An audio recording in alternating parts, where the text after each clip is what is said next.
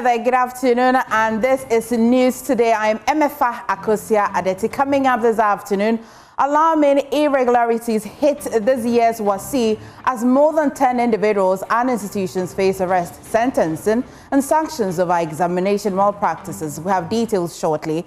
And as well, meanwhile, WAEC has shut down Adventist SHS Battor Center and candidates relocated to Kumasi office over widespread exam malpractice. Also in the bulletin, fresh tensions in Battor as chief is accused of defying court injunction with Bazaar festival. Now for the next 60 minutes, we have more. These including business, sports, showbiz, and world today. Join us, independent, fearless, and credible. Please.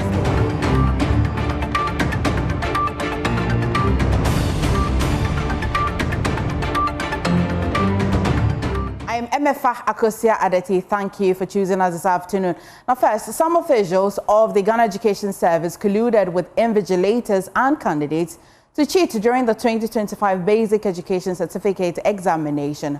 One of such schools is the Derby Avenue RC Basic School in Accra, where as little as 60 cedis was enough to allow candidates to smuggle mobile phones onto the exam hall, use artificial intelligence tools like ChatGPT, and even receive solved questions directly from invigilators. Here are excerpts from our latest hotline documentary produced by investigative journalist Francisca Angel. Read to you. At the Derby Avenue RC Exams Center, on the first day of the examination, while preparing exam materials for candidates to commence writing, invigilators were invited by the supervisor to a meeting with the headmistress of the host school, Derby Avenue RC. She announced a daily 60 cedis gift for each invigilator for the duration of the examination. We said we have a total for you 60 cedis a day. It is 50 Ghana a day. Our work decided to have 20 cedis. So 60 Ghana. Should I give it to you or we should be making it every day 60 Ghana, every day 60 Ghana.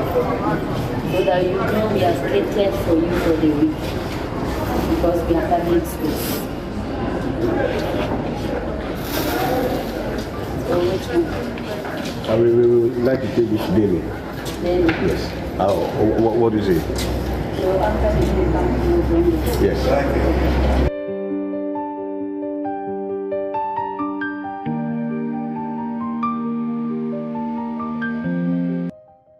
Candidates were also instructed to give their invigilators money at the end of every day's examination.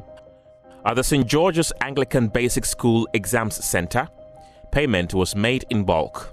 The supervisor handed envelopes containing 400 cedis to each invigilator. GS has not paid. It is WAEC that pays this money to the candidate because it is factored into the fee that is paid from the state to us to relate to the invigilators and supervisors. So any payment that is made in the course of the examination to an invigilator, a supervisor, is illegal. It is not coming from WAEC. WAEC does not pay money in the course of the examination. We don't do that. You finish and then you submit your claims and then they are worked out properly and then the money is sent in bulk to the supervisor and then he in turn would also release him to the teachers who took part in the invigilation. Not many schools wrote the final paper, so for the centers investigated, the exams ended on the 17th of June 2025. Days earlier, candidates at Derby Avenue were informed to prepare financially for an offertory called the Aseda Offertory, which will be collected before the start of the final papers at the center. This offertory was meant to thank invigilators for their assistance in the examination. On the morning of the final paper, the invigilator who announced the Aseda Offertory the previous day, who later got the nickname Sir Aseda, would move from one exam hall to another with a box for collection of the offertory. Candidates were asked to pay 5 cedis or above. The total amount collected was shared among the invigilators. Each invigilator received at least 60 cedis as their share in the unspecified total sum raised in the Aseda Offertory.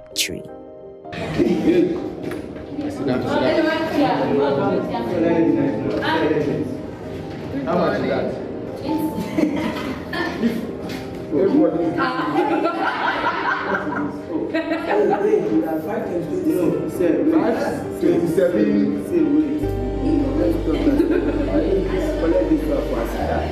one we will give you seconds after the next one. So this one is as I want to give this.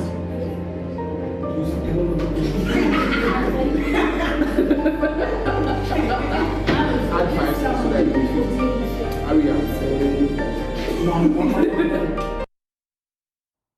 Catch the full Hotline documentary, The Dark World of BEC, on Monday, 8th September 2025 on Joy News and on Joy Prime and as well Joy FM.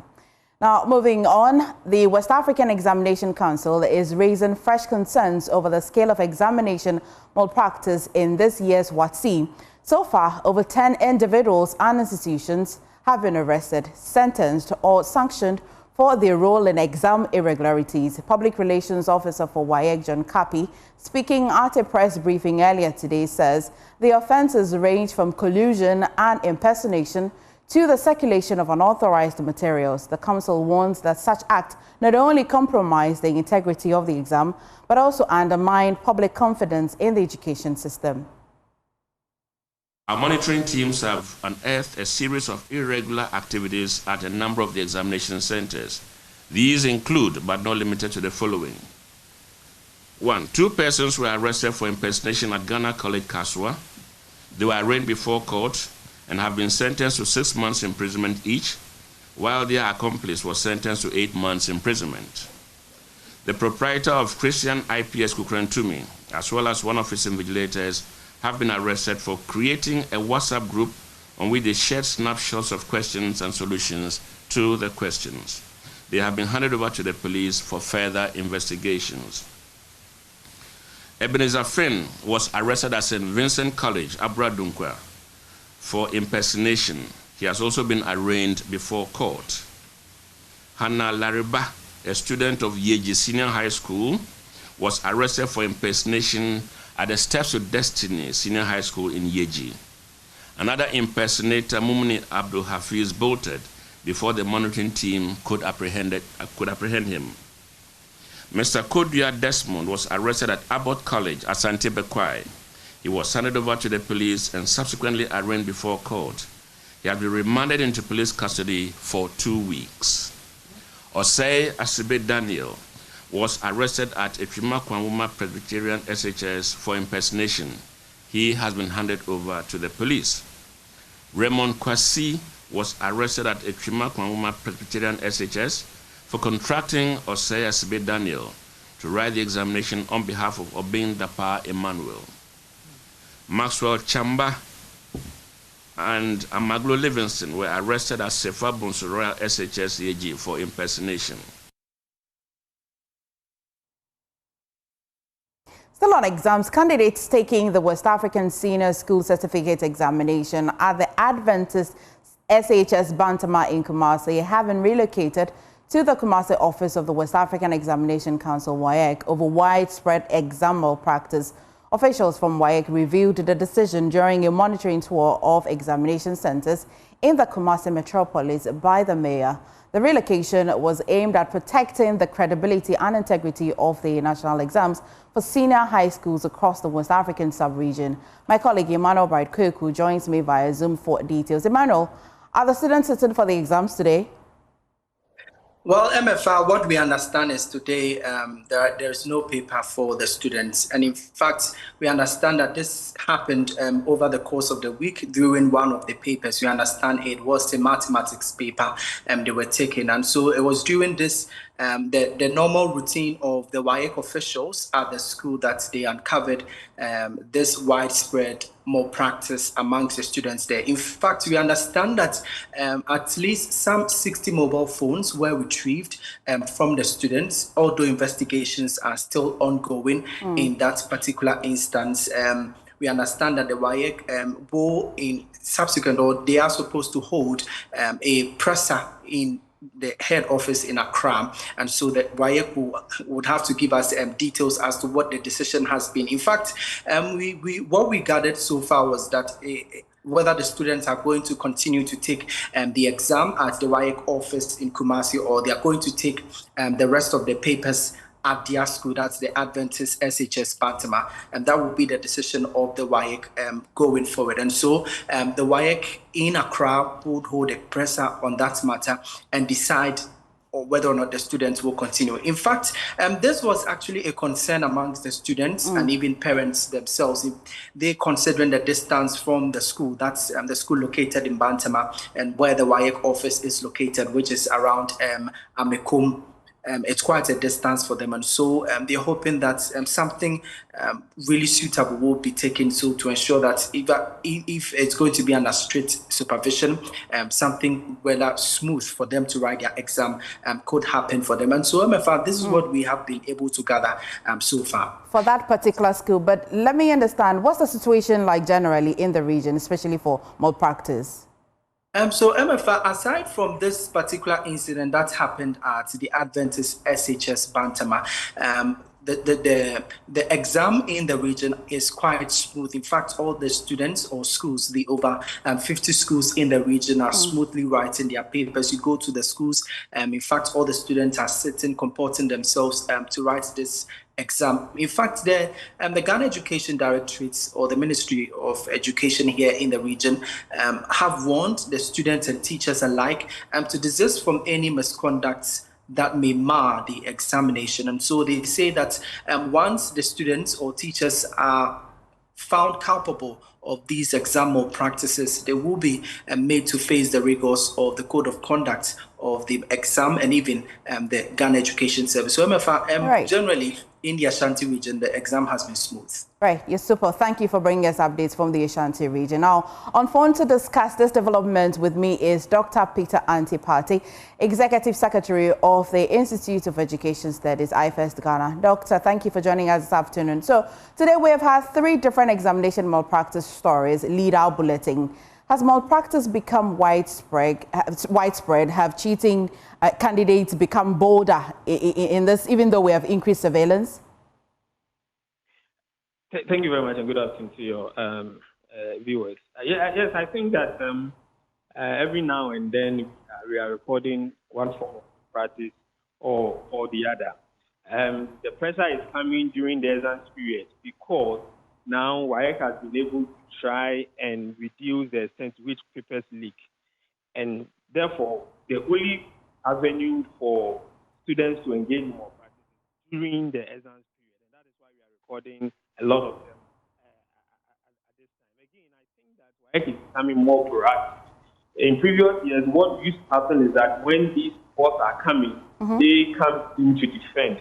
But now you see WAEC taking the lead in announcing some of these discoveries that they are making. So I think all these have contributed to us recording or a lot of these things coming into the media space. Okay, now given the collusion between invigilators, candidates, and even some GES officials, what systematic safeguards can be introduced to insulate the examination process from such human compromises?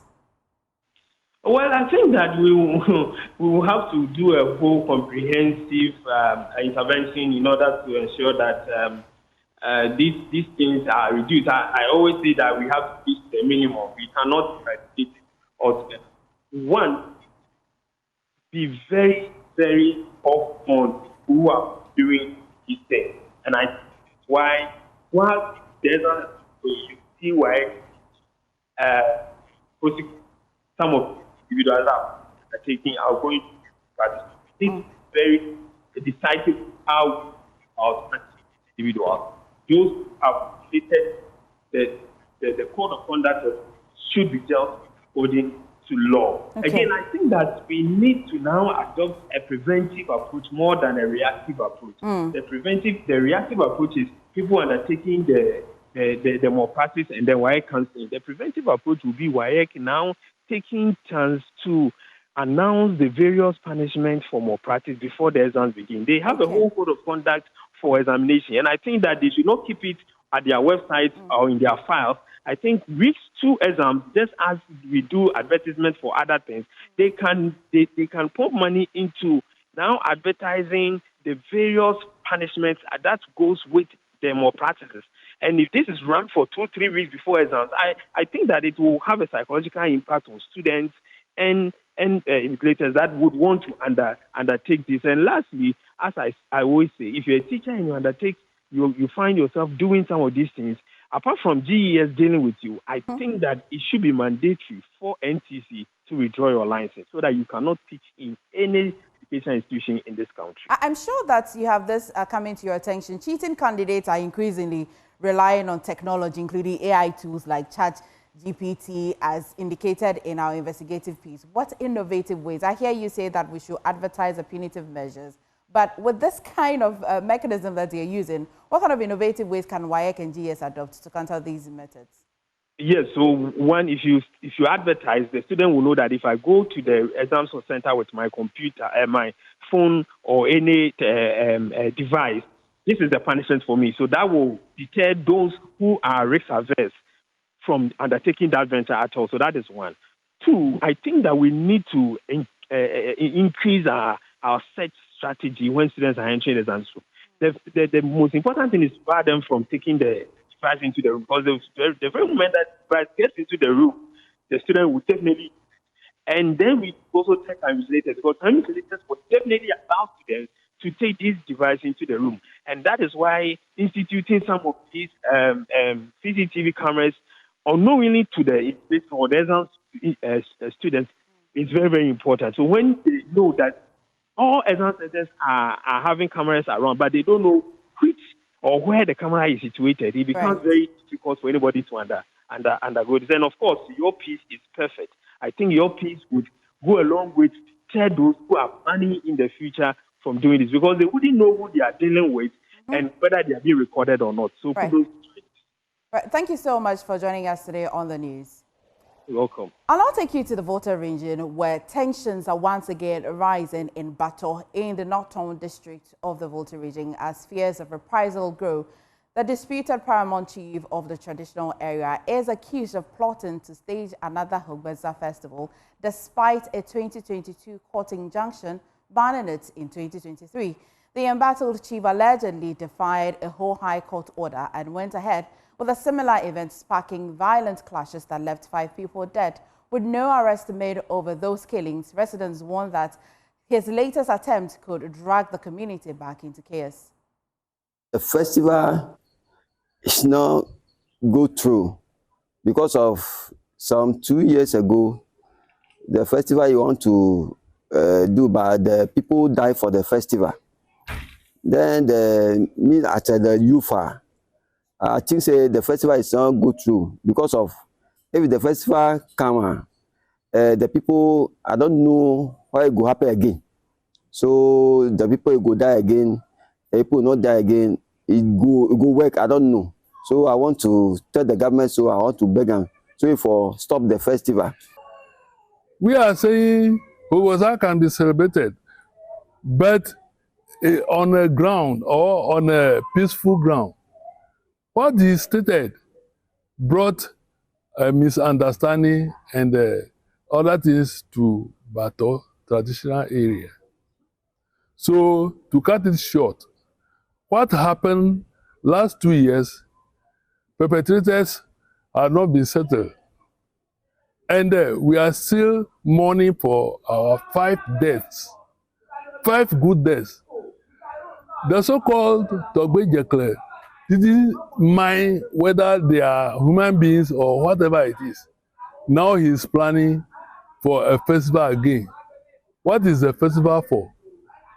So we want to appeal to the government to come to our aid.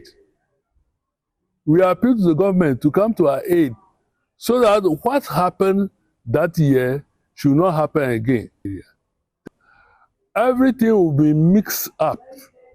Every situation, everything will be in a mess. So it will not bring peace and harmony to the traditional area. There will be more casualties than the one which has happened.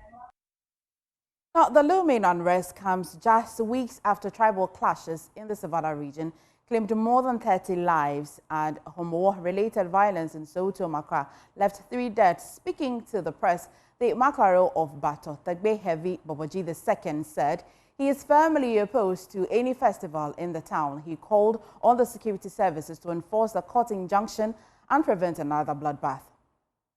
2022, the RISEC, DISEC, and all the security services have found out that peace will not be at Battor that time for celebration.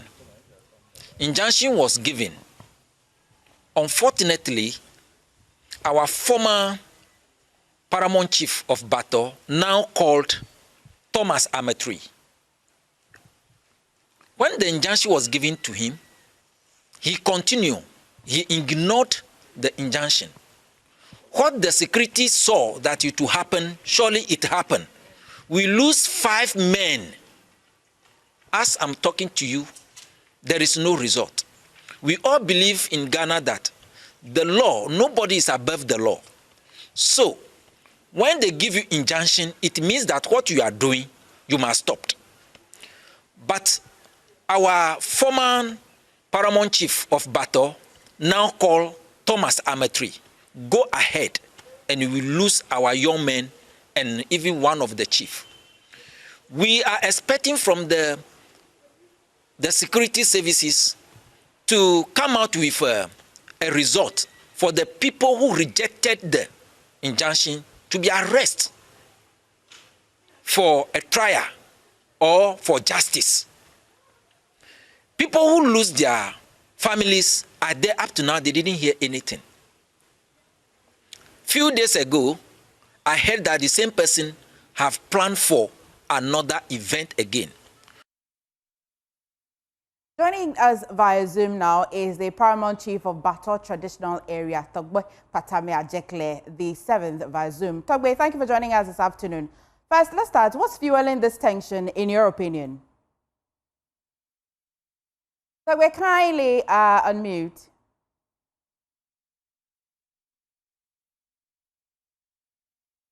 Togbe, if you can hear me, kindly unmute. We'll try and get Togbe to unmute so that we can hear him. But just before we get him to do that, just to remind you that there are some lives that have been lost in Battor following some recent clashes, and it will be an accusation that the Paramount Chief has defied a whole court order on an injunction on festivals, and we're trying to understand if that's the case or otherwise. Togbe, if you can hear me, kindly unmute, but I'd like to know from you what's fueling this current tension.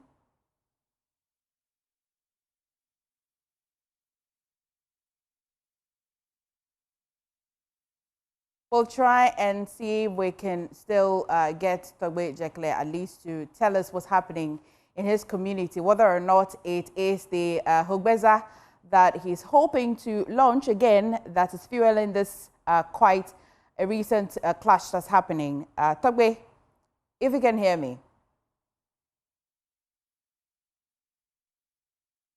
Right, we'll try and bring back that story to you, but residents and traditional leaders urge IGP and presidents to hold celebrations to avert clashes.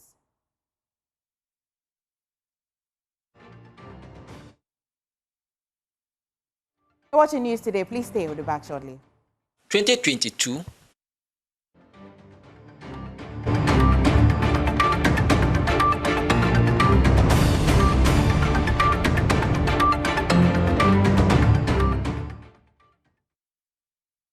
You're watching news today, and a 20-year-old man, Kwejo Bright, has been stabbed to death in Ashanti New Town in Kumasi early Thursday morning. The circumstances under which the individual was stabbed remains unclear, but friends believe the act is a reprisal of an earlier fight over a plastic chair at a game center. Family of the deceased are calling for a police probe into the arrest suspects in the attack. Nane Ojima has more in the following report. Eyewitnesses say the incident occurred in the early hours of Thursday when the deceased was on his way to attend nature's call at a public facility. According to them, he was found in a pool of blood, struggling for breath after being stabbed in the neck. He was pronounced dead at the Konfuanoche Teaching Hospital. Speaking to the media, Georgina Yeboah, mother of the deceased, recounted the tragic moment she heard the news. Drew asia what no man who say sister bi gina ho tie tiam bright na you was obi ya boys bi atwitwa boy bi se kai wo. I was on my way to the market when I saw some women raising an alarm and called for help. They had stopped a car, but the driver wouldn't pick him to the hospital because of the blood. I saw it and decided to go closer. That was when I realized it was my son, Bright. I so walk toilet na je se bi duru asia ho no a.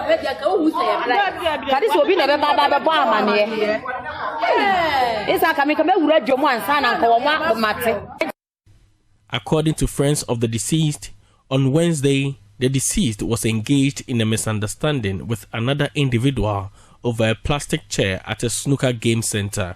Both young men were laying claim to a plastic chair provided for customers of the game center. Although the dispute was initially resolved, eyewitnesses suspect the other party for the attack.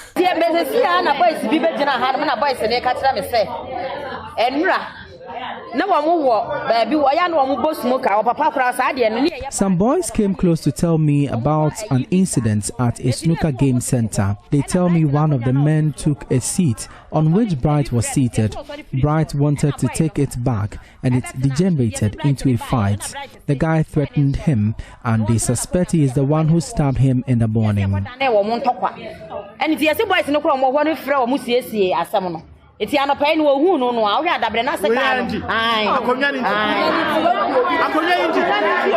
Police are yet to issue an official statement on the incident while investigations are underway to apprehend the suspects.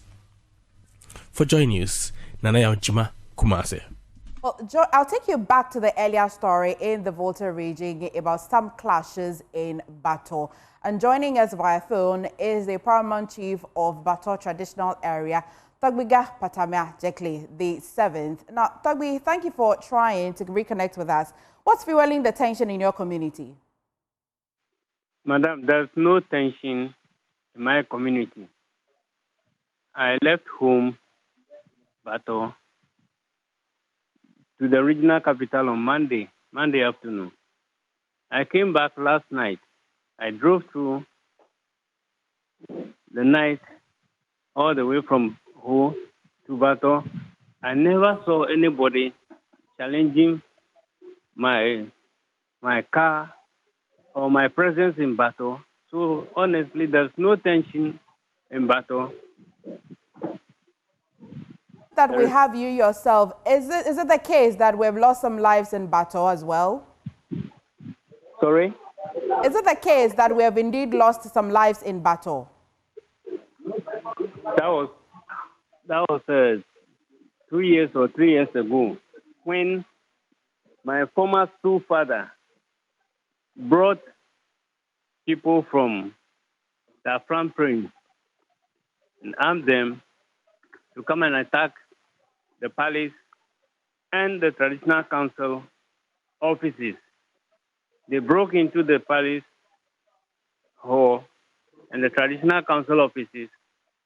As I'm talking to you now, some of our accessories and books have been taken away. People were arrested for that incident. I am not in charge of security in Ghana. I was invited to homicide. I gave my statement. Quite recently, the regional crime officer who called me, I gave my statement. Would you believe it? A letter written from Accra. For 2 years, that letter traveled from Accra to Battor.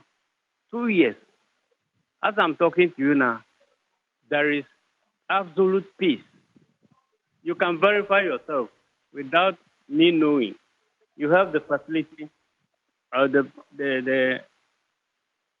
time to come and visit, but those the faceless people who are saying that there's tension in Battor are not known Battor to me. The man called, I'm coming. The one who spoke first, I heard him, was identified as Kwame Boboji. He has a case at the Battor Traditional Council. He's been running from court to court, from Battor Traditional Council to the High Court in Ho. High Court ruled against him. High Court ruled against him. He went on appeal in Accra.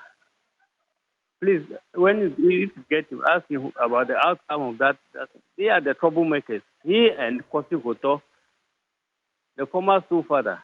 So, Togbi, you confirm that you know the person who spoke earlier in the footage. He's from your community, but what he says is untrue purely. This is what you say. It's untrue, yes. And you also... That didn't happen almost 3 years ago.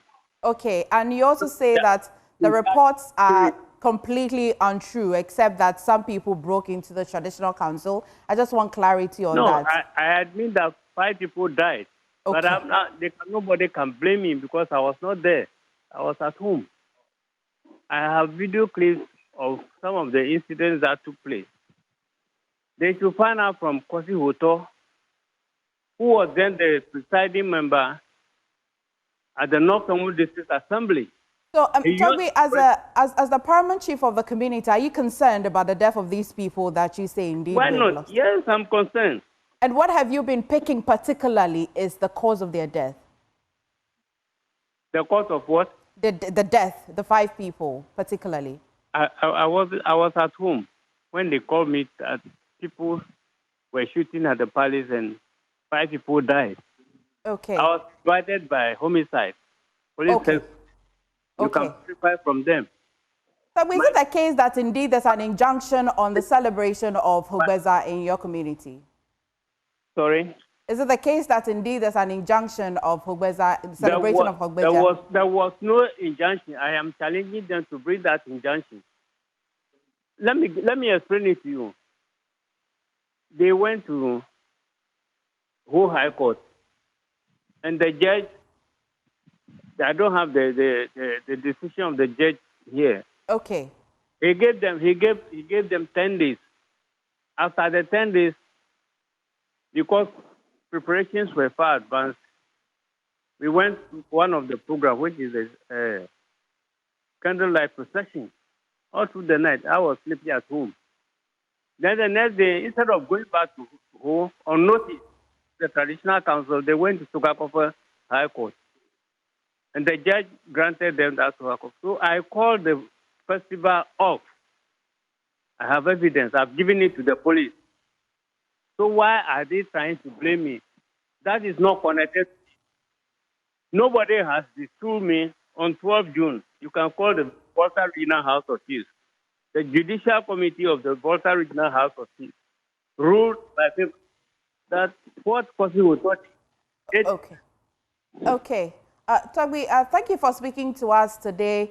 One, you confirmed the death of some people in your community. 2, you confirmed that there's no such injunction and challenge them to provide it. But thank you for joining us on the news today for that clarity. You're watching News Today. I'll take you now to AICC for the Ministry of Foreign Affairs Made in Ghana Bazaar, and Lois is there for us. National Conference Center, where the 4th edition of the Made in Ghana Bazaar, put together by the Ministry of Foreign Affairs, is currently taking place. Now, today is day 1 of the event. It's a 3-day event starting today through to Sunday. And as part of the Grow Ghana, Wear Ghana, just enjoy Ghana agenda, the Ministry of Foreign Affairs has put this together to make sure that we get to meet vendors who are making organically made products here in Ghana. And they're not breaking any sweats to do that. They're just making sure that they're pushing the agenda so that people know that we really have good things here in Ghana. Now, early on, we had the Honorable Minister himself, Samuel Okujetua Blakwa, who was here to see the vendors, speak to them. We also had the Chief of Staff and a few of the ministers who have passed by to see what is happening here. Now, I have a representative from the ministry who is going to be speaking to me. He's Jeremy. Hi, Jeremy. Please join me here. Now, I want to find out, this is the 4th edition, as I said. It started in 2018, and this is 2025. We're here. What is new this year? What has been added that makes this event new? What is new? Well, what's new is, to some extent, the approach that we're coming with this new government in terms of really valuing and putting emphasis on this economic diplomacy. And sometimes you see that in the news, you ask, what is economic diplomacy? What this Bazaar is here to do is to show you exactly what that means to you, me and you, the everyday Ghanaian, with these wonderful array of products here, you know, spanning food, clothes, construction, anything you want really. And with also the cultural legacy of Ghana, with our plays and productions that we're going to have tomorrow on Saturday for the event. So what's new is the spirit and a few of the additions we've made in terms of broadening up what's on show, and not just to the people of Ghana, but also to all the sort of foreign guests and dignitaries that pass through today. Now, there are so many people trooping in here. What are the expectations from the ministry, and also what should people expect coming in here today? Well, first and foremost, we expect that people will have a valuable time here, an enjoyable time here. This ultimately is an event for people to get a better idea of really what made in Ghana products are, and in every aspect of the term. So it's really for people to become more aware of even the products they have in their own country, and to explore better ways to broadcast that to the world. Now, finally, to those who are coming here, you know there are people at home and we need them to come and see Ghana and feel Ghana, also get to eat things locally made. So what are you telling them as well? Please come now. It's a 3-day event, which seems long, but it'll go very quickly. So do take your time out. Obviously, everyone has work and commitments, but it really isn't an event to be missed. So please do come by, bring your family, bring your friends. It's going to be a wonderful weekend. Thank you so much for speaking to me. We're still here at the Accra International Conference Center. Now I'm going to be speaking to vendors to find out what they have made and what the expectations are as well. And this brings me to my first stand. Now this is the Dash Products and Services. Let's find out what they make and what the expectations are. Hi, good afternoon. Good afternoon. Right, so please tell me a little bit about your brand and your expectations for the day. Okay, so this is Dash Products and Services, and the brand name is Agent Deluxe. And we are here, and our expectation is that we'll get more people to come to our stand, especially to buy, because we have assorted products here. We have hair products, and then we have spices, powdered spices, and we have tea bags too. We also have black soap shower gel as well. Our spices are all natural based. In fact, everything is natural based. We use the spices to produce the hair products, so everything is very natural. There's no additives, no preservatives, no chemicals in it. For the spices, you just have to add to your smoothies or to your breakfast, porridge, whatever, and then you just consume. Right. And everything is locally made right here in Ghana? Everything. I make everything myself. Everything. As I stand here, I make everything myself. So everything is locally made, yeah. Right. So thank you for speaking to me. It means that everything you're looking for, really, truly, you can find it here, organically made in Ghana. You can see that she says she has hair products, spices for your food as well. And all you have to do is just come to the Made in Ghana Bazaar and you will get these products at very discounted prices. Now, this brings me to my second stand. This is the Catherine Garment. Hi, good afternoon, ma'am. Good afternoon. How are you? I'm well. Now, what do we have here today? Tell me. Clothing. Right. For the whole family. Okay. For the men, we have shirts, we have t-shirts, we have kaftans. For the women, we have dresses, long dresses, and you know these days the bubu is in vogue. Mm-hmm. We have all of them. And then we have dresses too, we have skirts. We take care of the whole big family. Right. Yeah. So everybody, men, women, children. Right. Yeah. Everybody can get something. Now, why should people choose Catherine Garments? Because we are here with a big discount. Right. There's a whole set of clothing that are on sale, clearance. $150, you can get something to wear. Right. Nice shirt or a dress. Or a shirt dress. Okay. Please put mine down for me. I'll be back for mine. All right. So, yes, you heard from her. These are here. These products are here. Dresses, clothes, all of these are here at very discounted prices. And when you come to Accra International Conference Center today through to Sunday, you would find something to take home. And this brings me to our snacks section. We also have snacks available. If you want some, you can come here. Run me through what we have here. Yeah, so I'm Mauli and then Mike D Ventures. We have plantain chips, potato chips, sweet peanuts, sweet cashew nuts. Right. Sweet peanuts, sweet cashew nuts. Right. And how much are they? How much are you supposed to be holding before you can get some of these? Oh, just little money. You can just pack a whole lot. Right. Yeah. And then when we come here, we will get all of these here at very discounted prices. 10% discounts. Right. So immediately you come here, you get this at discounted prices, 10% discount. Now, also, we have people who are in here to buy. I told you it's not only about the selling, but we have patrons all around across the world coming here to get stuff. Now, you are here. Hi, sir. Good afternoon. Hi, nice to meet you. I'm Nice to meet you. Alexander from the Brazilian Embassy. Right. And we also here as a client and also as a promoter, because we also have the Brazilian stand. We want to also promote Brazilian products. We have 2 products here that we are promoting. One is the Brazilian furniture called Bom Tempo. The other one is the Brazilian painting called Coral Tintas. And also here we have the Ambassador of Brazil that is also here with us, Ambassador Mariana, and she really likes this kind of artwork. Very nice. So you are purchasing artworks as well? As well. And do you like what you're seeing so far? Do you like how the event is going? Yes, it's full of people, very good demonstrators, very good stands, very good booths. Incredible. Thank you so much for speaking to me. So we're here, as I said, from today through to Sunday. So if you want to get any products, please do also come here and you get it. Over to you, MFR.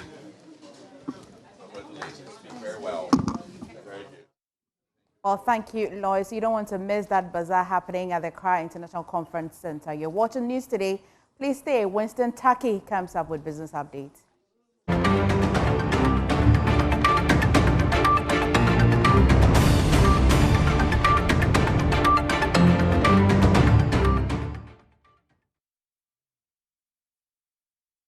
Welcome back to Business here on Joy News Today. My name is Winston Taki, and that's our first business story.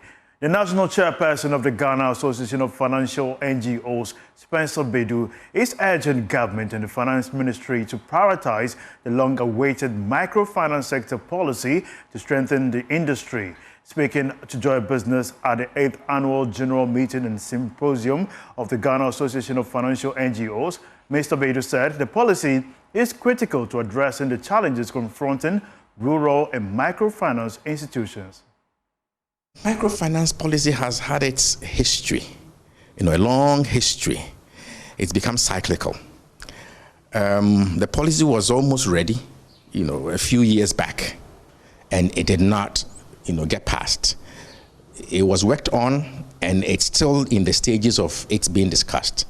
Let's pray that the next 4 years of the next government that we have will be able to prioritize that policy and get it in place, because policy should have come before regulation.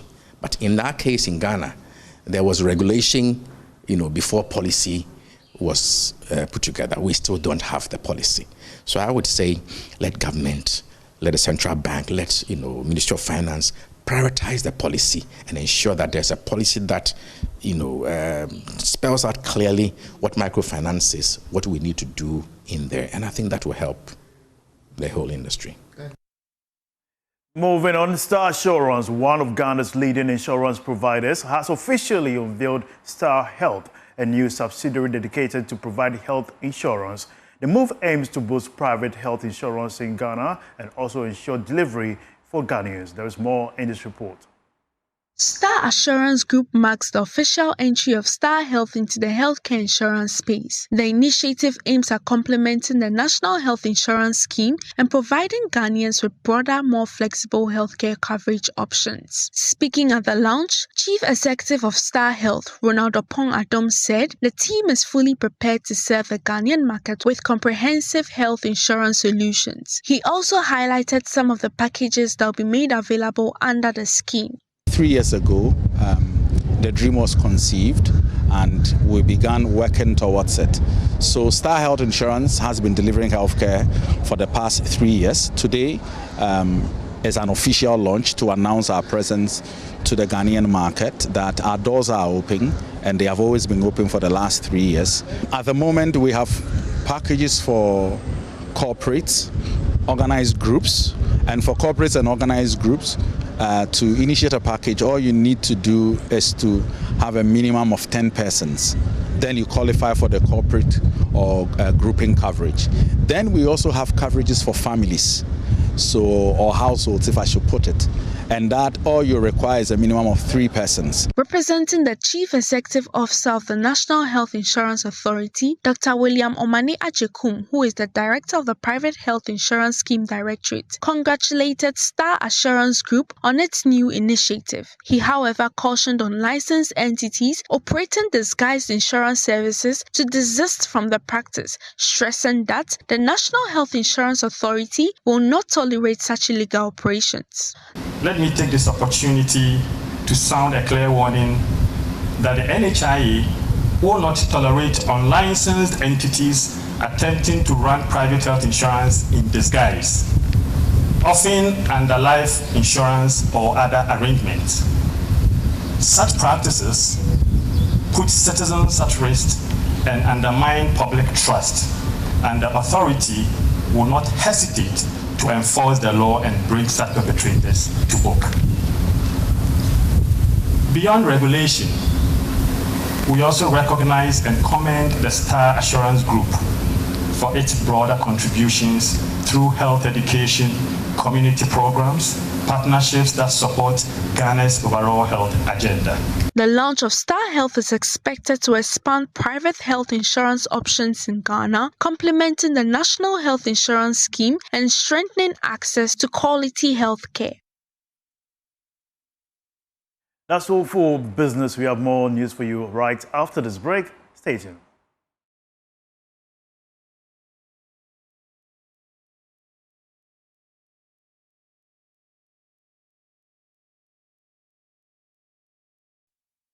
And this is how we wrap up the bulletin today on News Today. And even for the week, I am Ebefa Akosia Adeti, and it's been a great pleasure serving you. For more news, do log on to myjoyonline.com with our top story: WAEC arrest 40 over WAEC malpractice nationwide.